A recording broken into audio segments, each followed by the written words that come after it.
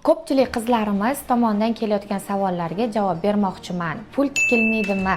Faberlik kompaniyasida millionlab oylikka chiqish imkoniyati sizda bor.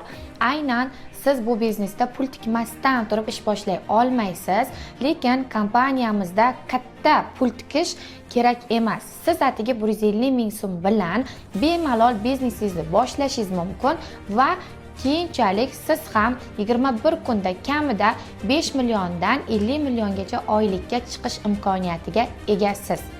Xarajatsiz harakat nolga teng. Hech qaysi biznes sarmoyasiz bo'lmaydi. Siz katta daromad topishni xohlaysiz, lekin arzimagan summa uchun o'zingizni to'xtatib qolyapsiz. Pul topishni xohlaysiz, lekin nimaga xarajatga kelganda qochasiz? Siz Faberlik kompaniyasiga a'zo bo'lganingiz uchun hech qanaqa pul bermaysiz. Faqatgina kompaniyamiz marketing plan bo'yicha siz ro'yxatdan o'tganingizdan keyin kompaniyamizdan o'sha pulingizga siz mahsulot olib sotasiz yoki o'zingiz uchun ishlatasiz. Pulingizga mahsulot almashasiz. Nimaga endi pul topishni xohlaymiz u rasxodga kelganda to'xtaymiz. 150 ming so'm sizni hech qachon qo'rqitmasin.